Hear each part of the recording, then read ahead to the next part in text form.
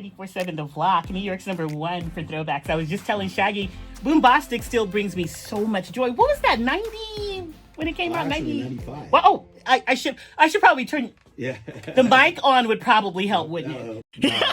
1995 was wow. Yeah. And that song is very sentimental for me because it reminds me of the beginning of my career. Oh, wow. Okay, so it's kind of like you and I were kind of getting our start at the same time. Yeah, I mean, we won a Grammy. It's the first time I won a Grammy. Our first Grammy was with that. Wow. Boombastic album, and that single was really the one that propelled it for dancehall at the time too. So yeah. So when you hear Boombastic, what does it make you think of? It was a life-changing time of my life in doing that record. Oh Carolina happened before, and that really changed my life as far as, it got me out the hood. But I think that Mr. Boombastic really made me feel like I had a career. Yeah. And all of a sudden I had an identity based on that song.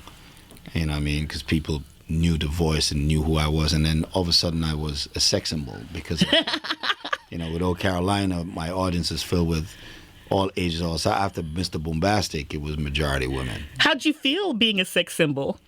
I don't know. I didn't know how to handle it. No? It was because I'm also had the people that I have around me didn't look at me like that. They were probably laughing. They were like, sex symbol. Yeah, my friends, my management company, they didn't, my managers at the time, they didn't understand because we were all just a bunch of kids from the block. We don't know what was hitting us. Yeah. Well, now, you're in all these years later in NYC, a very cloudy, foggy day. Yeah. I see you're dressed for it. Well, it feels like London. Yeah. You know what? Yes, I was just in London a few weeks ago. You're so right about that. Yeah, I got up this morning. I was like, this feels like I'm in England. And you were just in London. You were at a number of places performing in a show with Sting. It's a play, right? And you guys tell everybody the name of that. And you guys are bringing it to the Metropolitan Opera House in June. It's called The Last Ship. It's really a story about Sting's life and about, 80% of the ships back in the days were the world's ship was actually built out of England.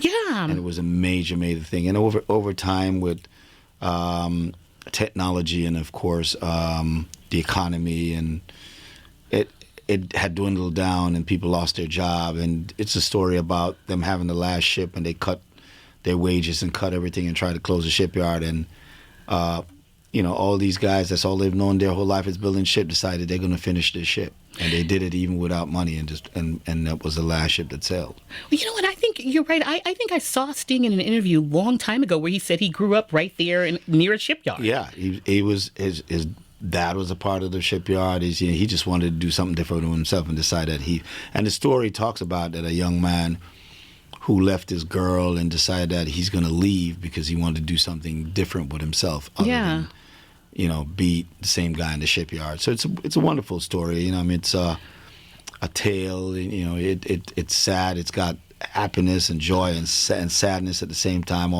It's a really serious story. Yeah. And we sold over 60,000 tickets in Paris, and we sold out in Amsterdam, and I'm going to Australia at the top of the month for 4 weeks to do the play, and then I'm coming back here again in June doing the Met. Yeah. I am going to be in that audience. I can't wait. What role do you play in that show? I'm the ferryman, actually. I'm actually a ghost. I could only be seen by two people. I could be seen by Jackie White, which is the character that Sting plays, and also Gideon, who's the lead character. And both of them, the only two people could see me. So it gives me a lot of room to be as mischievous as I can as a ghost. Yeah. I'm really like the angel of death. Okay. Ooh. And right now you're dressed appropriately for the angel. It's kind of like this. My costume is kind of like that, to be honest with you. You came in character. It's like a cape, yeah. You know what I mean? And I'm like the guy that is the transport between the present world and the other world, and the afterlife.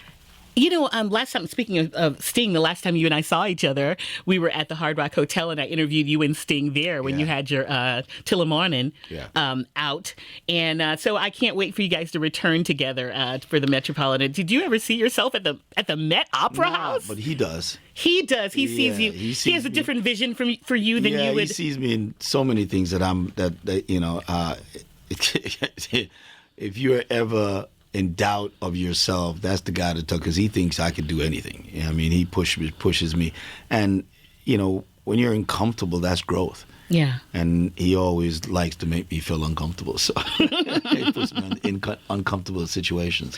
So he's definitely one of those people who really believe me, and I feel I can't let him down. So every time I'm in those situations, I have to rise to the occasion. Yeah.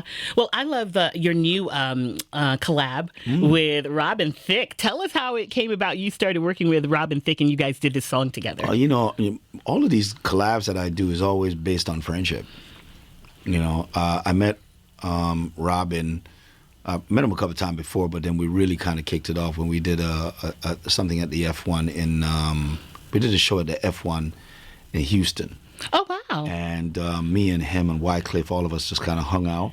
And my hometown. Yeah. Oh, yeah, you're from Houston? H-Town. Yeah. And lovely time up there, by the way. Yes. And always good times. We ended up just hanging out, having a good time, partying, and struck up a friendship. And when we always talk about, we should do something, and then I wrote the song, had this track, and I was like, let me send it to him, because I think this track really suits him, his voice. Okay. And he just hit me back and said, wow, this is dope. And he sent his voice back, and I was like, fantastic. You know? And then I saw the video for it. You guys are dressed in your white suits, looking all dapper. Man, he came down to Florida. He was a constant professional. I'm really having a great time promoting this record with him. I was with him at Sirius a little while ago, so we're doing TV tomorrow, doing a bunch of stuff. I'm really having a great time promoting it, because his professionalism is what I really like. He's on time. He's comes in, he does it. You know, he makes it fun, and you know, it's not a lot of ego there. I'm really, really pleased about that. Okay, but listen, we're a throwback station, Shaggy, but because we love you so much, we're going to get on your new track with Robin Thicke. We're going to come back and play that, so you guys hang tight. Shaggy is hanging out at 94.7 The Block, where Shaggy is still hanging out. Hey, Shaggy. In the place to be. Yeah, so fire. You know what I wanted to ask you, because when the hurricane hit Jamaica, you literally were the first person that I saw post about it, and in your efforts in trying to get help for the people of Jamaica. Can you give me an update on what you were able to accomplish and how Jamaica's doing right now? Well, I anticipated it, because when they say it was a Category 5, I was there through a 3, and it was devastating. I didn't know what a 5 would look like. So I just started preparing from before. Okay. Before it actually hit, I went and Googled.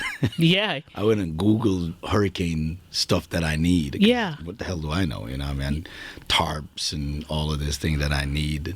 And I just start buying them up. Yeah. And I called a friend of mine, Dan Newland, which I knew he had 2 planes. I said, I need both your planes.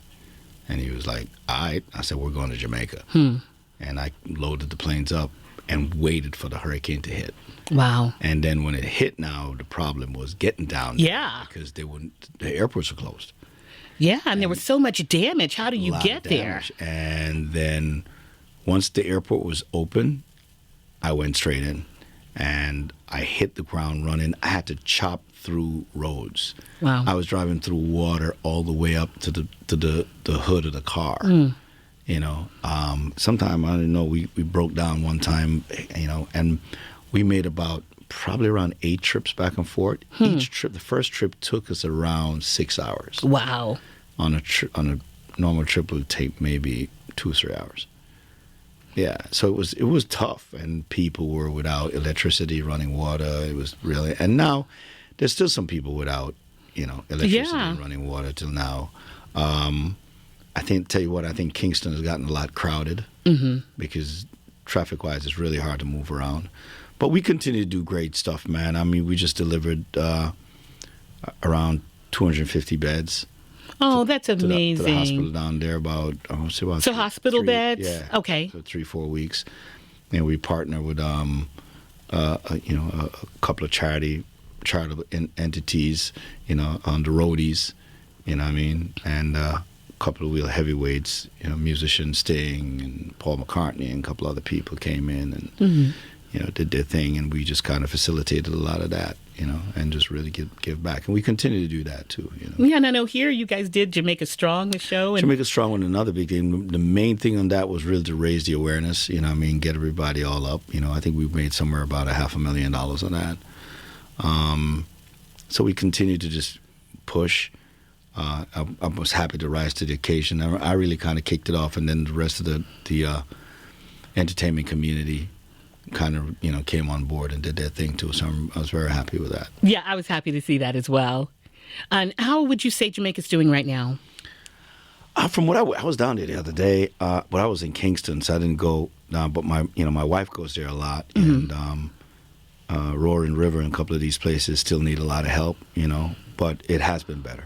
Okay, so you guys, there's still help that's needed. So when you can, do your part. I didn't expect it to be over quickly anyway. So that's a big hurricane. Yeah. Okay, and so I want to talk to you about this, and without getting into politics or anything of the war, but you thank you for your service. You served in the Marines for during the Gulf War. Indeed. There are a lot of people who are afraid that their loved ones may have to go to the war. Can you give our listeners words of encouragement or how they can uplift service members? Prayers are always good. Prayers are always good. I agree. Prayers are always good. It's tough when you see, like, for instance, in the Gulf War, when I was there, I remember some of the leaders saying we had a low casualty war, because there wasn't mass murdering. But people died. And one child, son or daughter from a mom and a pop is not low casualty. That's high casualty. So that's why I say war should always be a last resort. But some of these men and their egos, they can't do proper negotiating, and it becomes, the ego gets in the way of it. Yeah. And it's really, really sad, But a lot of these, that's their cross to bear, man, for these leaders at the end of the day. And I do believe in karma. Is going to get him one way or another. Yeah. When you make terrible decisions. Yeah. But, for any parent with their child over there, your prayers, and show them a lot of love, man. Write every single day. Call every day. Deal with them every day. Because nobody wants to get up in a situation where they find themselves alone. Yeah. And I knew when I was there, we didn't have like FaceTimes and things like they have now. When I got a letter, oh my God, it was like Christmas. When I see a letter come, just a letter that somebody remembered that I'm out there. That was like a major move for me. So that's a good point, you guys. Listen, there's never too much of you reaching out to your loved one. It's never. And when you read that letter, I think I remember getting the letter. I read that. I read it over and over and over and over again. Yeah. And even when I was down, I'd go back and read the letter again just to get my spirits up, just to know that somebody really cared. Somebody really is missing me out there. Because you could be out there and just feel like nobody cares. Yeah. You sometimes question why you're fighting and question why you're here, so it's tough. Thank you for sharing. I appreciate that. Yeah, man, much love. And let's pick up the spirits. You and Robin Thicke have a new song out. It's from your forthcoming album, Lottery, which we would all love to win. Yeah. Your album and the actual Lottery. Yeah. Your album's coming out May 15th. Yes. And again, the song with Robin Thicke is called Looking Lovely. Tell us about it.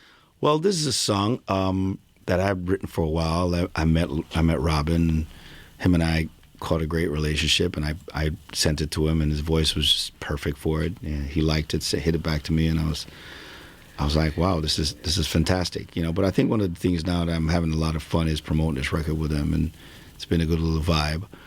The album is 13 tracks. I have songs with me and Anthony Hamilton on there, songs with me and Jeremiah on there. Of course, I just dropped one with me and Akon. I dropped one with me, Barris Hammond and Dexter Daps. So it's a piece of work that I've been, body of work that I've been working on for a long, long time. I probably made this album 4 times over again, but I was also doing things in between. I was producing Spice's album. We got Go Down There with that. I was writing and producing that. I write and produce a Christmas album in that time. I did an EP with me and Kes, which is a soca EP. I did the 4487 album with me and Sting. We won a Grammy with that, and I also did a Sinatra album in reggae with me and Sting. Do you ever just stop and sit down? Nah, because I'm allergic to boredom. I'm allergic to boredom, man. I have to get something doing. So, but I'm excited about this because it's been 8 years since I really put out a full-length Shaggy album. Now we got it coming up on the really 15th of May. 15th of Yes, May. it's called Lottery. It's called Lottery, and I call it Lottery because I'm betting on myself. Yes. So let's take it out. Let's send you out by introducing this new one with Robin Thicke. Yo, it's Mr. Lover, yeah. You know you're on the block, baby, and we're on the block. So guess what? I'm going to drop this brand new joint, Shaggy, yeah, alongside Robin Thicke. Ladies, this one's for you. Honk your horn if you're hearing this one and you know that you looking lovely this evening. It's called Looking Lovely. Here we go. On 94.7 The Block.